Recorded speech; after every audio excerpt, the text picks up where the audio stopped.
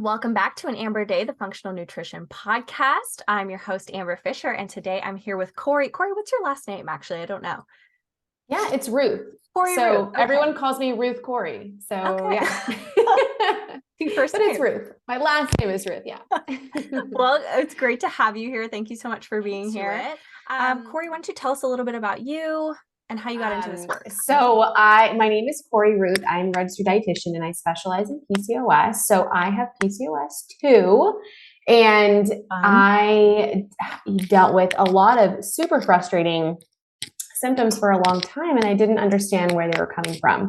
So I became a dietitian in 2017, and I opened up my private practice shortly thereafter. And I thought, okay, the number one thing I'm not going to focus on is PCOS. I do not want to touch that super complex condition with a 60-foot pole. But, the farther I got in my research and my clinical experience and my work experience was basically like, you know what? I see this huge connection between diet, nutrition, and certain natural lifestyle changes and PCOS. So I thought, you know what? I feel like I kind of am the perfect person to step into this space. So I did. I embraced it head on, and here we are. I love what I do. I'm still a registered dietitian. I work mostly in PCOS nutrition, but I focus pretty much exclusively on weight management. And when I say that, I don't mean to make people barf. They're listening to it like, oh God, diet culture, because that's so rampant. The way that I come at it is from a place of non-restriction, which means all foods fit. You don't have to cut out anything with PCOS. We don't have the science to support that. And there's a way to lose weight while still loving and embracing your body fully. So that's the place that I work from there. And then I also focus on fertility. So getting pregnant with PCOS. PCOS is the leading cause. Sorry, I have a little bit of a cold. But PCOS is the leading cause of infertility. So I work with women to help them ovulate naturally, help them conceive, help them learn the tools that they need in order to get pregnant successfully with PCOS. That's fantastic. And, I actually really like that about you, that you work in weight management too, because I find that sometimes people shy away from talking about that stuff because it's not, it's not really what's the word? I mean, it's not PC right now. We're all kind of trying to tiptoe around it. But for my clients and for a lot of the people that I'm talking to one-on-one about PCOS, that's a major point, a pain point for them and a concern for them. Yes. And it's like they're trying to get information about it. So I always love that about everything that I'm not going to fangirl on you this whole time, but everything that you put out is so you don't shy away from the difficult to talk about issues. And I think that's just what is really so magnetic about you, is that it's finally somebody who's addressing the elephant in the room, Right. Yeah. Yes. And I've been there. I've had my own weight journey. My God, my own full weight journey, to hell and back. So I like to highlight that because I am just another person. I'm just another PCOS-er or whatever you want to call us. But I'm here showing up, and I'm talking about some of those issues, which are very relevant for a lot of us. Yeah. So tell us about your journey with PCOS. You mentioned that you had some issues with weight, and I think if I remember right, you've had some issues with fertility and stuff too. Can you tell us a little bit about that? Definitely. So before I had an official PCOS diagnosis, I didn't even know what PCOS was. I'd never heard of it. We don't talk about it in school, the very minuscule sex education that we get in high school, which is basically you have a 28-day cycle and don't get pregnant. Have a nice day. That was literally, that's all I remember. We didn't talk about irregular periods. So I remember being in high school in the bathroom, listening to my girlfriends talking about how, oh, our periods are synced up. Oh, yeah, my period's coming on Friday. I'm so upset about it. And I'm we're straightening our hair, putting on gobs of eyeshadow. I was wait a minute, your period, when your period's coming? What? And I felt like such a freak of nature because here I was, no 28-day cycle in sight, no idea when my period would show up, which means that there's so many things that it's not just the surprise attack issue, right? There's so many things that go along with that, including my moods would be so up and down, especially obviously before my period. I didn't know what was going on because I didn't know that my period was coming the next day. Had I known that, I would have said, yeah, I'm not an insane person. I'm actually just PMSing, right? So that's just one component that kind of goes into that. But I just remember feeling so alone and so isolated. Like my body was like, I was a freak. Mm-hmm. And because we didn't talk about PCOS, we didn't know what it was.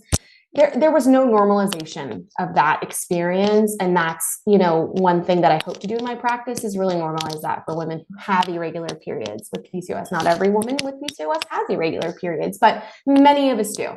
So I kind of had an inkling once I had learned what PCOS was. But yeah, irregular periods were the bane of my existence when I was at the height of my issues. And I will say my PCOS was at its absolute worst when I was at my highest weight. Is there a connection?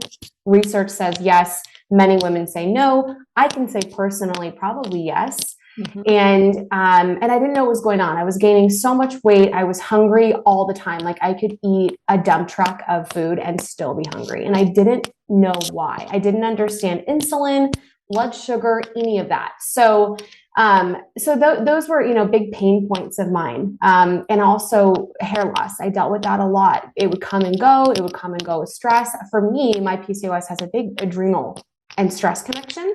And that's another area of PCOS that really needs to be explored more. There's just not enough research out there. There's so much anecdotal evidence from, women saying, hey, this affects this, and what we know about stress in healthcare, right? And science, stress impacts everything. So that was a big thing for me as well. And I noticed also my PCOS would flare, air quotes, during more stressful times in my life, during finals, when I went to grad school and my dad passed away unexpectedly, all these things, it would flare. And so noticing that connection too was really important because I said, hey, like, it's not just a hormone issue. It's not just a metabolic issue. There's a huge mental component too. And we know that women with PCOS are at an increased risk. We have like a 3 times higher rate of anxiety and depression. Mm-hmm. So all of these things kind of culminated in me, wanting to seek more information and wanting to then take that information and disseminate it out to other women who needed that help. So in terms of fertility connection, the reason why PCOS is a leading cause of infertility is because many of us ovulate either irregularly or not at all. So of course, when we're trying to get pregnant, and in my own experience too, if we're not ovulating, then our chances of pregnancy are 0. So if you think about like the average woman who is ovulating and getting a regular period, 12 times a year, every month, she has potentially, hypothetically, right, 12 chances of pregnancy. If I'm out here ovulating once every blue moon, maybe twice a year, we know also that even if a couple has perfectly timed intercourse, there's only a 25% chance of pregnancy every cycle. So think about how drastically reduced my chances of pregnancy are if I only ovulated twice last year, right? So that's the connection. And that's really, that was, the number one issue with my fertility journeys, plural, was, ovulatory dysfunction, which we see very commonly.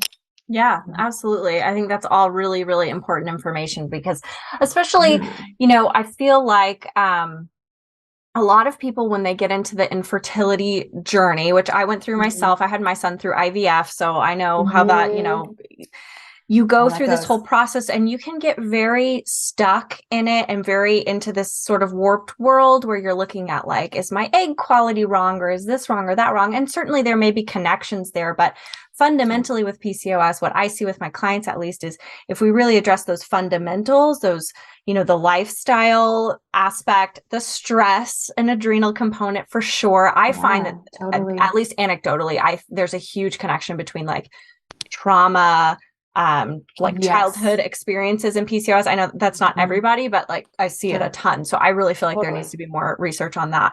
But all that kind of stuff, insulin, yes, managing that. And it seems like a lot of my clients with PCOS will get pregnant and they don't seem to have a terribly difficult time doing that as long as they can address those kind of fundamental pieces. So I guess the tendency for a lot of people is to kind of get lost in the weeds, but really it does just kind of come down to, managing those kind of 3 pillars of what we talk about when we talk about PCOS nutrition. So that's great.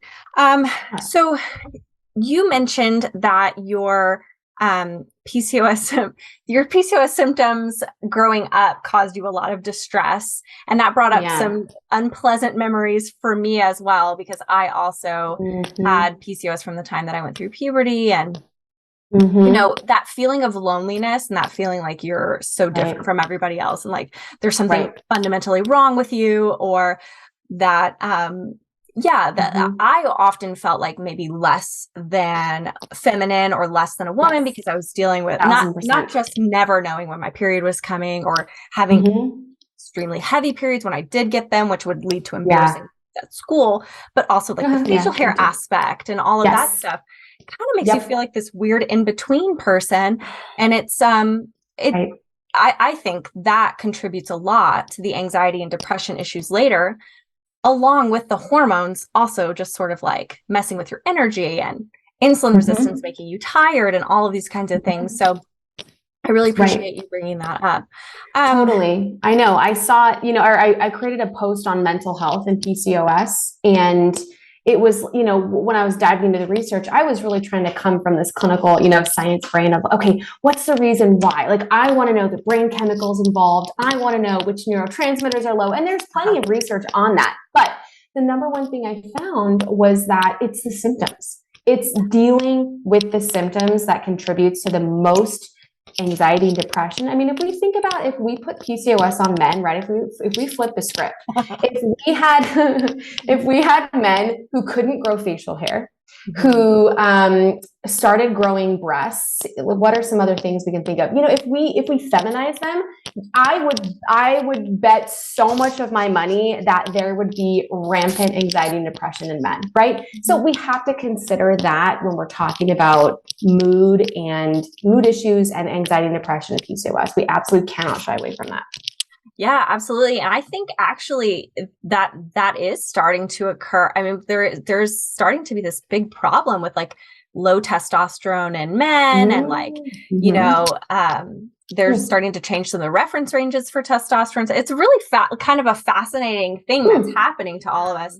And I'm happy to kind of like see the landscape of PCOS professionals now versus like when I first got diagnosed, like 15 years ago. Because back then there was like nothing out there. I mean, nothing. Half the reason why I even share the stuff that I do is just because I'm like, all this stuff's in my brain from all these years of like researching on my own, trying to figure stuff out. And it's cool to kind of see like now a lot of this stuff is just at like the tip of your fingers. You just have to get on Instagram, right? And I'm sure it wasn't like that for you. It definitely wasn't like that for me.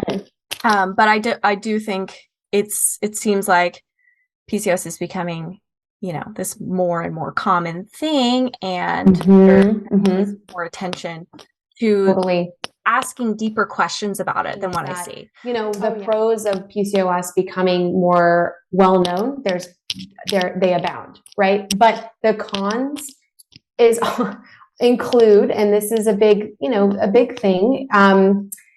People who have no credential, no license, no education, no reason that they need to be out there disseminating, information on this complex condition, are out there making wild, unsubstantiated claims. And that could look like, they run the gamut, right? Just stop eating X. Just stop eating Y. Just start eating, this or that. Or this and this and this food is bad for PCOS. Corn is bad. Soy is bad. Whatever it is. Whatever. Like, I've seen it all. I've heard it all. And I think that's the number one thing that I think derails people because if you hop on Google, you're going to find a million things. Mm-hmm. And you have to be working with somebody who has the right credentials. And when I say that, and there's different ones, but you really want to be careful about who you're taking advice from, because not only could it not be helpful at all and you're wasting your time and money, but it actually could be harmful. I've seen a lot of harmful advice given out there. And especially when we're talking about women with PCOS being at a higher risk for eating disorders, that's why I approach weight management the way that I do, because so many of us are bombarded with messages of you can't eat that, take out that, and you'll be good to go. That's so unreasonable. Yeah. So that's the number one thing that I see is attaching on to a diet that maybe is a diet that's disguised as not a diet, but it is a diet, to try and manage your PCOS, because PCOS is a lifelong chronic condition. It's not an infection that you cure with a week-long round of Cipro, right? Or whatever, 5 day, whatever it is.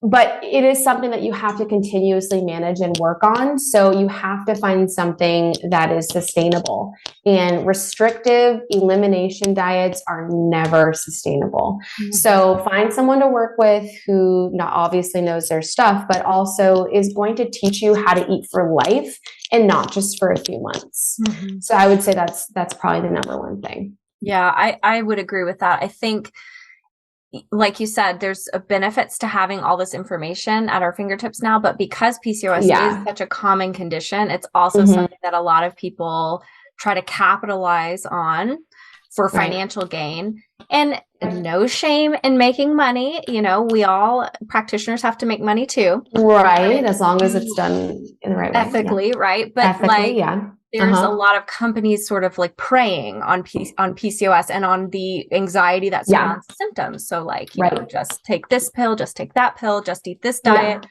And that gets hard too, because there are some like scientifically validated supplements that are helpful for PCOS that a lot of, you know, like credentialed practitioners are mentioning because they're helpful, but it's hard to weed through that as like the average consumer, I think. So your point too, like what's a tip you would give somebody that's new to a PCOS diagnosis? One tip then. I know, I can ask you. These are the tough ones.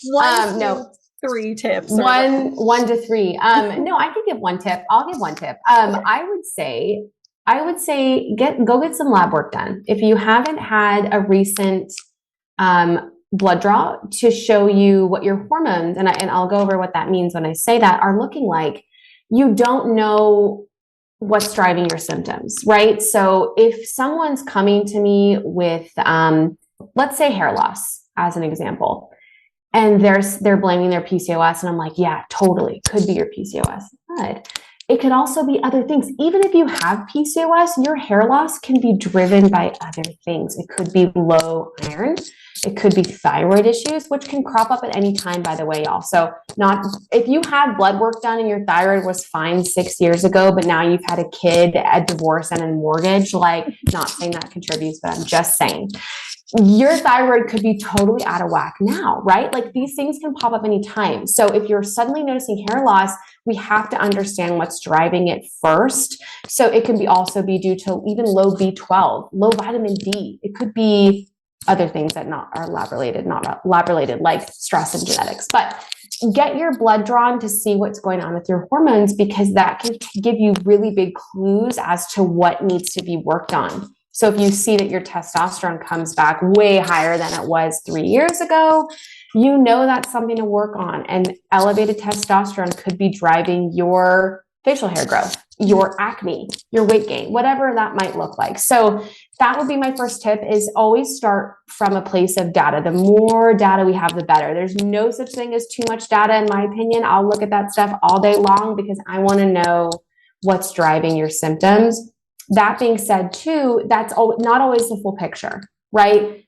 We have to consider the patient's lived experience. So if you're experiencing hair loss and your labs are normal, okay, time to consider stress, time to consider trauma, surgery, recent surgery, genetics. So it's just good to have that information. And I always say knowledge is power. So that would be my number one recommendation. I love that. I think that's really great. And And to your point, sometimes labs don't show the full picture of what's going on, or sometimes we're not drawing comprehensive enough labs, right? Like a thyroid, I see this all the time. We're just getting a TSH. And sometimes that misses people, especially people in like maybe the early stages of thyroid issues, but yet they're still experiencing hair loss, right? So, true. Yeah. I wanted to go over for listeners what the labs I would recommend you ask for are, so that way you can write them down. So when you go to your doctor, whether that's for your annual or just if you're experiencing any kind of issue that you think is correlated with your PCOS, I would ask for a full hormone panel. And if you can, that would include a full thyroid panel. So that's basically not just what's called thyroid stimulating hormone, TSH.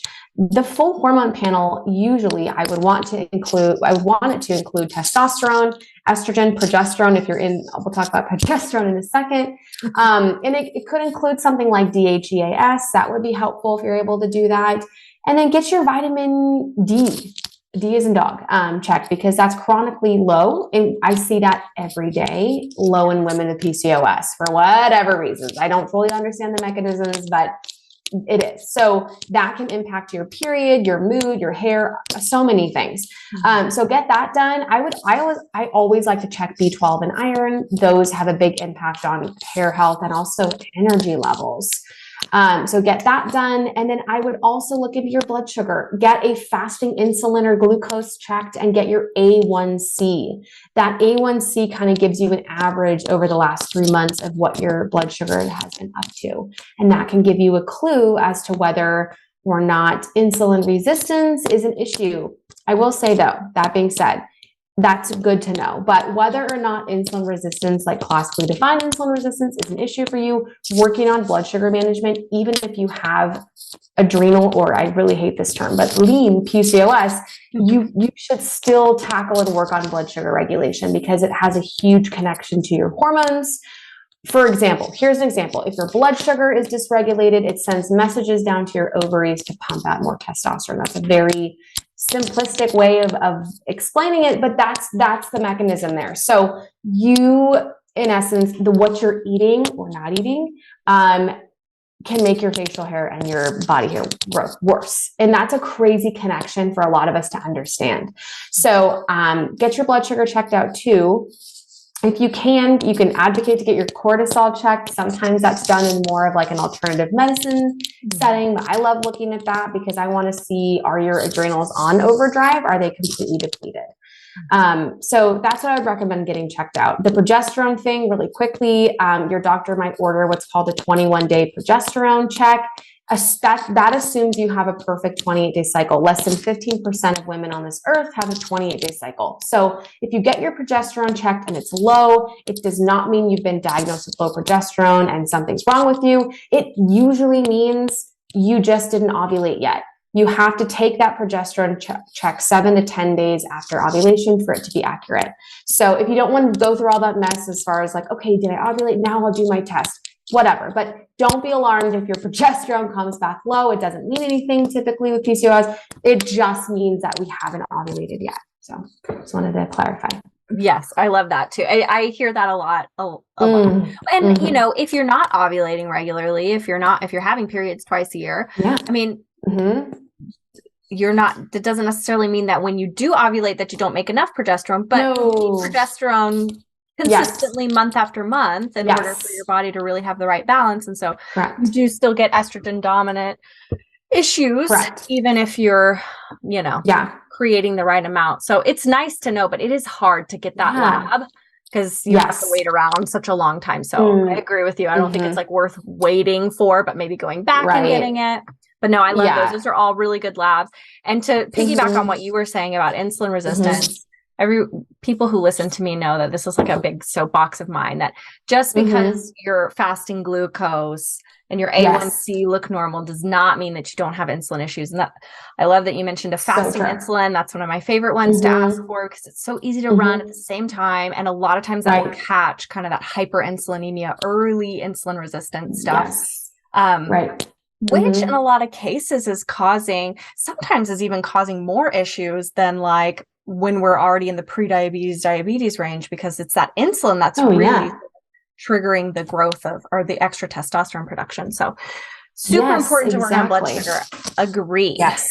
Totally. 100%. Well, why don't you tell us a little bit of fun stuff about you? Do you have like, outside of, PCOS nutrition, I'm sure you have a whole life outside of that. Is there anything that I do to do, or any hobbies you have? I don't know if I do have a life outside of PCOS and nutrition. You have kids, so you have a little one. I have a 3-year-old, so I have a 3-year-old. Yeah, right. I know. I have a 3-year-old and I have a 5-month-old. So they keep me very busy. Somebody asked me, like, I was at like a networking event. They were like, well, what are your hobbies? I was like, okay, let me think about this. Let me think about hobby. That's so awful. But honestly, if anyone listening has 2 or more or 1 child, they will know that your hobbies are a little bit on the back burner for the time being. So yeah. But honestly, no, I live in a beautiful area. I live in the mountains in Northern California. I live on like the California-Oregon border. And we have, it's a very rural area. I live in the middle of nowhere. I'm very country out here. And I love to hike. There's beautiful nature everywhere. And I find, kind of with this adrenal stress PCOS connection, that being in nature is something that helps to kind of ground me. And I really advocate for anybody who's trying to figure that out. Like, what are the things that calm me? Everybody's different. When we talk about stress reduction, stress management tactics, mine may not work for you. Figure out what yours are and do them regularly. Commit to that, prioritize that, because it can honestly make or break your hormone health and your PCOS journey. When I was not paying attention to that was when my PCOS, again, was flaring out of control and I didn't understand why. Now, in retrospect, it's like, well, duh. So for me, moving out of the city, and I was somebody in the city who was very just kind of overstimulated, fighting for a parking spot for 20 minutes, sitting in traffic. I had a commute that was 4 hours long, 2 hours one way, 2 hours back. No, ma'am. Not that it actually took me that long to drive. It was traffic going through the middle of San Francisco. And before that, I lived in LA. So talk about traffic. Like, I am a veteran. So I was like, I'm done. And honestly, moving out here was the best thing for my anxiety ever, because I don't even know what traffic is anymore. When I go to the grocery store, I park literally in front of the door. So it's a whole different ballgame. And I love that. And yes, it was like a big dramatic move, like, to do that, but we have to prioritize our mental health, and we have to think about the things that might be playing a pivotal role and we don't really realize it. So whether that's relationship stress, friendship stress, family stress, traffic, job, think about what are your biggest, most pressing stressors. If something like adrenal health needs to be prioritized for you, and honestly, do what you got to do within reason to fix those things. And it might take uprooting some pieces of your life, but it's so worth it. Oh, yeah, totally. Oh my gosh. Your point about doing whatever it is you need to do. I think a lot of times we, especially women with PCOS, we tend to put ourselves on the back burner and say, it's not my time. It's not for me. Everybody else comes first. Totally. I do think that there's an element of that in symptom creation for us because of that stress component. Yes. Sometimes we have to be like radically selfish. It's really not selfish to do that, but it feels selfish. Totally. Yep.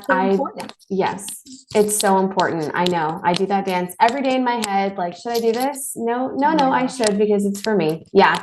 I know. It's gotten infinitely harder with a toddler, because I'm just like, oh my gosh. Yeah. Like, in some sense, when you have like kiddos, you can't, they have to be fed and they have to have their bath and all these things. So it's it's harder, but it's still possible to carve out time for yourself, and it's so worth it and so important. I am working right now diligently on a subscription membership site. So that's coming in 2023. That will be full curated meal plans for PCOS, exercise videos every week. meal plans every week. It has like live speakers, all kinds of cool stuff that's different. So that's called the PCOS Thrive Hive, and that's going to be coming next year. So that's exciting. That kind of guidance of like getting meal plans and exercise stuff all in one is so helpful, because everyone's always asking me like, how do I do this one? How do I do that? And I'm like, you just need to start somewhere, so it's have like somebody kind of telling you, here's what things you can do. Right. I know.